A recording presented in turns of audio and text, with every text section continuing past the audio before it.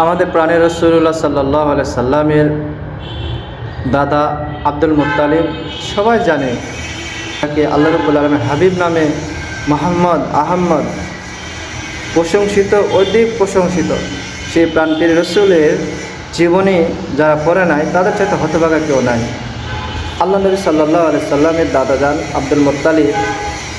আব্দুল মুত্তালিবের সর্বমোট 15টা সন্তান ছিল, 5 জন মেয়ে ছিল, 10 জন ছেলে সন্তান ছিল। তার মধ্যে আল্লাহ রাসূল সাল্লাল্লাহু আলাইহি সাল্লামের আব্বাজান হযরত আব্দুল্লাহ, তিনি সর্বকনিষ্ঠ সর্বশ্রেষ্ঠ সন্তান ছিল, সর্বশেষ সন্তান ছিল প্রত্যেকের মধ্যে। এটা তার জীবনীতে পাওয়া যায়। যাক, আল্লাহ সুবহানাহু ওয়া তাআলা ভালো জানে। কিন্তু এই আল্লাহ রাসূল সাল্লাল্লাহু আলাইহি সাল্লামের যে 10 জন চাচা ছিলেন, এই 10 জন চাচা যেমন হযরতে আব্বাস রাদিয়াল্লাহু তাআলা আনহু, হযরতে হামজা রাদিয়াল্লাহু তাআলা আনহু, আবু তালিব তিনি ইসলাম কবুল করেন নাই, এই হাদিস আমরা সবাই জানি।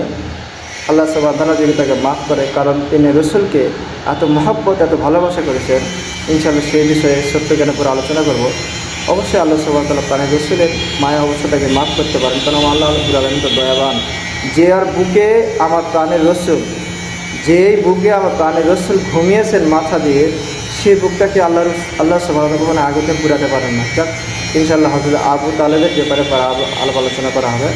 এই আব্দুল মুত্তালিবের এই সমস্ত সন্তানদের মধ্যে সর্বনিকৃষ্ট সন্তান ছিল আবুল আহাব। সর্বনিকৃষ্ট সন্তান ছিল আবুল আহাব। এর মধ্যে যতগুলো চাচা ছিল, রাসূল সাল্লাল্লাহু আলাইহি সাল্লামের আব্বাজান ছাড়া যতগুলো চাচা ছিল, সবচেয়ে নিকৃষ্ট চাচা ছিলেন আবুল আহাব। তিনি আমার রসুলকে এমনভাবে নিকৃষ্টভাবে আচরণ করতেন, এমনভাবে কথাবার্তায় আঘাত দিতেন। এমনকি আমার রাসূলুল্লাহ সাল্লাল্লাহু আলাইহি সাল্লামের দুইজন কন্যাকে আবুল আহাবের সন্তানদেরকে 2 জন ছেলে সন্তানদের সাথে বিবাহ দিয়েছিলেন। ইনশাআল্লাহ সেই বিষয়ে পরে আলাপ আলোচনা করা হবে।